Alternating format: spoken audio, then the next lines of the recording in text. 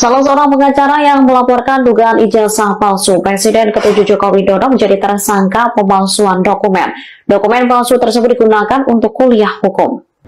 Menjelaskan ya, dia menyampaikan bahwa dia katanya kuliah 2008 gitu ya. Nah, ini akan saya sampaikan. Setelah itu, dia itu tahu-tahu lulus pada tahun 2009. Nah, lulusnya itu November 2009. Maka perlu dipertanyakan, kalau dia mengatakan dia kuliah 2008, kok bisa lulus November 2009?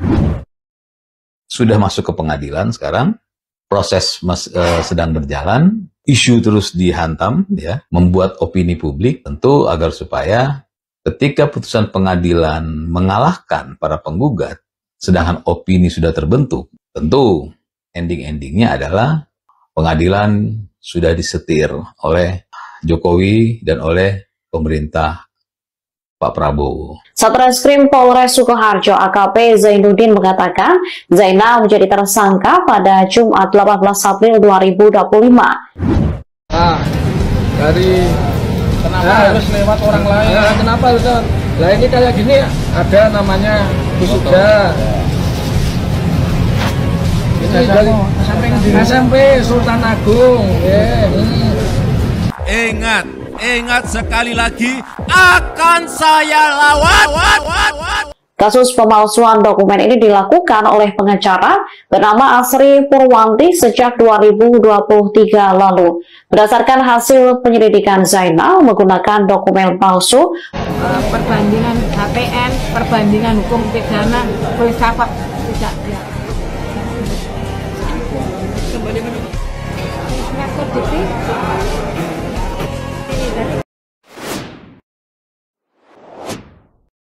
salah seorang pengacara yang melaporkan dugaan ijazah palsu Presiden ke-7 Joko Widodo menjadi tersangka pemalsuan dokumen.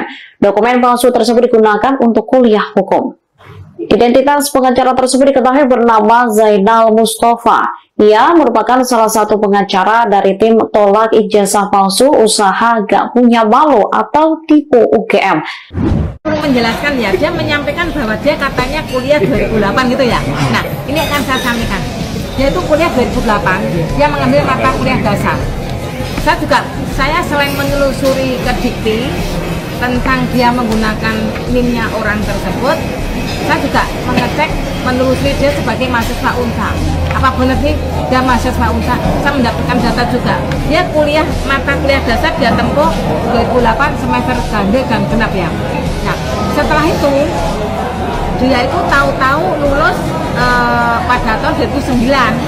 Nah, lulusnya itu November 2009. Maka perlu dipertanyakan, kalau dia mengatakan dia kuliah 2008, kok bisa lulus November 2009? Sedangkan di penelusuran data di Dikti saya mendapatkan dia harusnya 2010 itu masih menempuh mata kuliah, 2011 juga masih. Nah, ini kan jelas.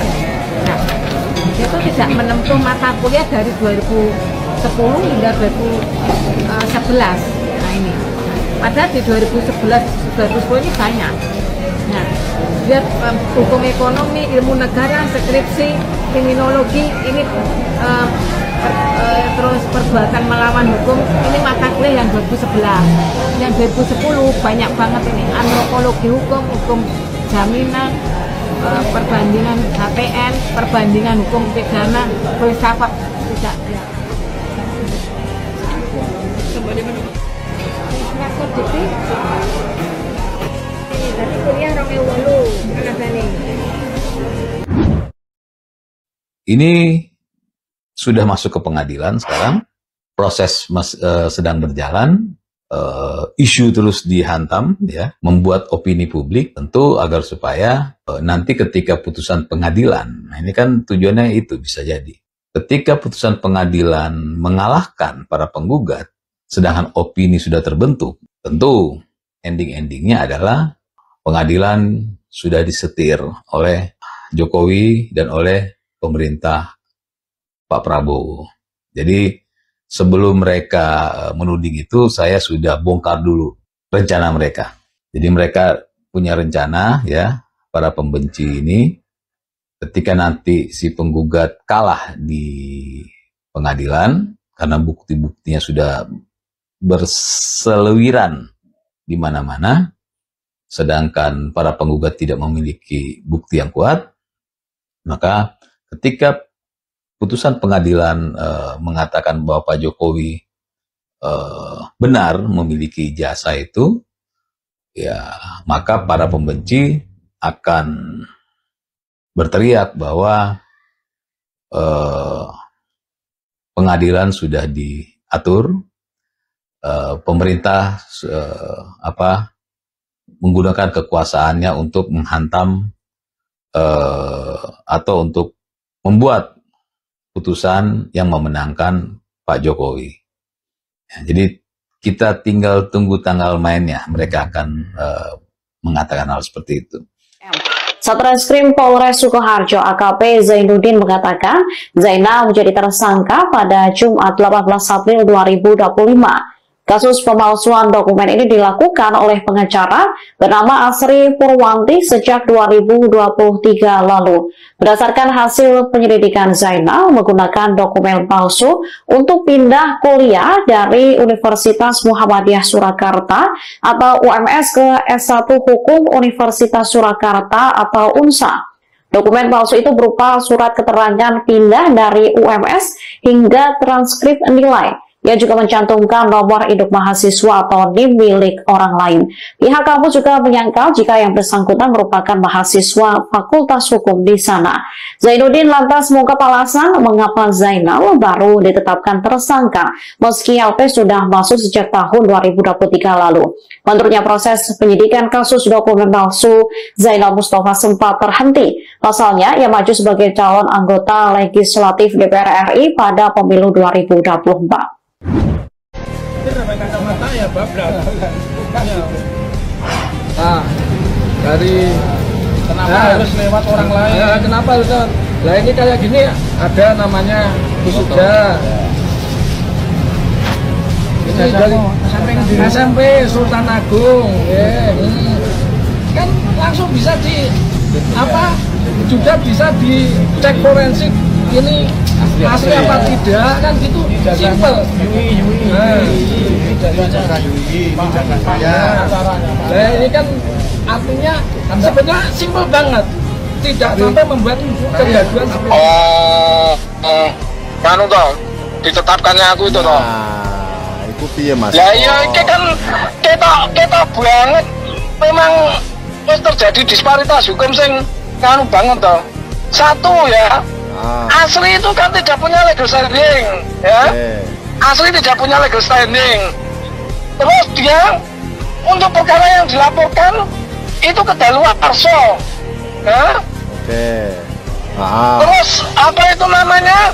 Dia memanipulasi laporan seolah-olah terjadi peristiwa di apa itu namanya tahun 2019. Padahal ternyata yang dilaporkan adalah suatu peristiwa yang di tahun 2008. Oke, nah menurut dan dia apa? Iya, sangat itu iya. Dan sekarang kalau kita tidak berbicara pada KUHP, berbicara pada apa? Sekarang, ya saya sih nggak tahu itu ada apa kok bisa sampai seperti itu. Aduh, ada lagi seorang pengacara yang mencari panggung dengan kasus ijazah palsu Pak Jokowi. Seorang pengacara Solo bernama Muhammad Taufik yang menggugat Bapak Jokowi karena ijazah palsu.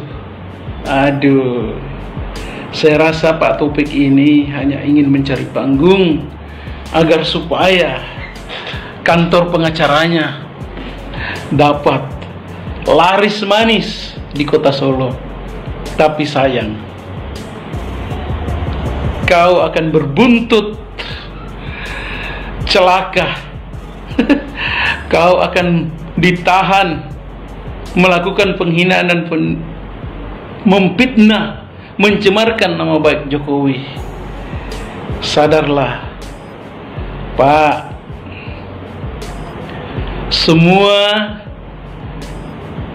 sekolah, bahkan kampus UGM sudah menyatakan bahwa ijazah Bapak Jokowi sah asli, dan mereka memiliki bukti-bukti seperti di SMA memiliki bukti buku induk dan arsip nilai-nilai Bapak Jokowi sejak kelas 1 sampai lulus, memiliki ijazah SMA 6 Surakarta yang dulunya SMPP.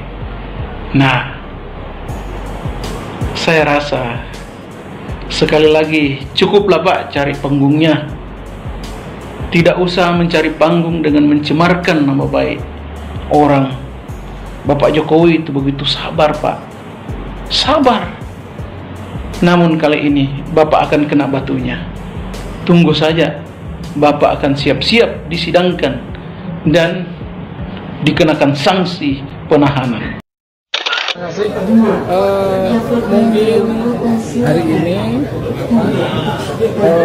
saya akan mengundurkan diri dari tim UGM ya, karena berseliwerannya di sosial media yang mana seolah-olah perkara ini akhirnya merembet ke saya, dan saya pengen berkonsentrasi juga untuk menangani perkara saya, sekaligus saya juga kepada teman-teman itu biar tidak terganggu juga. Kasihan juga ini berjuang tapi nanti tergoreng dengan isu saya, jadi apa yang diperjuangkan jadi nanti malah terganggu seperti itu.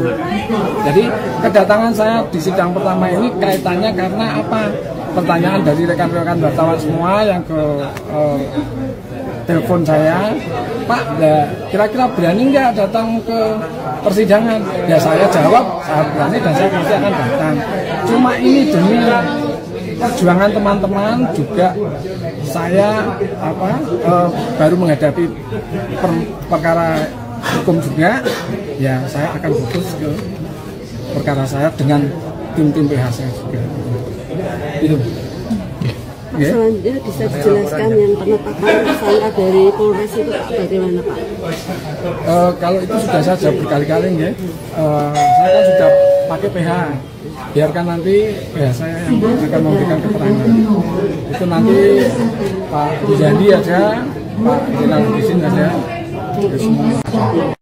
Mungkin teman-teman bertanya-tanya ya, kalau kita jadi seorang Jokowi, ya kenapa luar biasa dingin sekali sih dari serangan segala penjuru gitu ya, ketika dia jadi presiden sampai setelah jadi masyarakat biasa, itu luar biasa loh. Tetapi pernah nggak teman-teman bertanya, kenapa Pak Jokowi sedemikian hebatnya dalam menangani keadaan itu? Bahkan sekarang kita juga sama-sama tahu, mulai organisasi sayap para penggugat berharap dan meminta proses yang dilakukan dengan cara mediasi untuk menunjukkan ijazah palsu atau tidak. Kenapa pakai mediasi gitu? Lanjut aja pakai secara hukum gitu. Nah, kemudian kita lihat juga Amin Rais udah buang badan, cuci tangan ya. Sama seperti FIFA juga, pembicaranya dia selalu ngomong referensi yang dia dapat dari dari profesor gitu ya, dari dokter ya, dari Prismon ya kan, dari ahli lah yang dianggap ahli, Roy Suryo gitu. Artinya itu udah cuci tangan gitu. Karena kalau memang proses yang terjadi apa yang dilakukan tim Pak Jokowi ya, emang itu akan bikin banyak masuk mereka gitu ya, terpidana mereka. Nah sekarang mulai kocar-kacir mereka gitu ya. Saya sekali lagi mau bicara, hebat sekali Pak Jokowi ya. Yang saya pantau adalah ketika Pak Jokowi didatangi oleh para nini-nini ya, aki-aki ya, ketika mereka pulang, Pak Jokowi pintar sekali, dia panggil wartawan, dia tunjukin tuh ijazah, tidak boleh ada foto. Itu apa artinya? Itu permainan psikologis war ya kan. yang membuat orang sebenarnya makin menjerit, makin berteriak. Emang yang diinginkan Pak Jokowi seperti itu. Lama-lama kalau ngadepin Pak Jokowi mereka bisa stroke gitu. Percaya sama saya.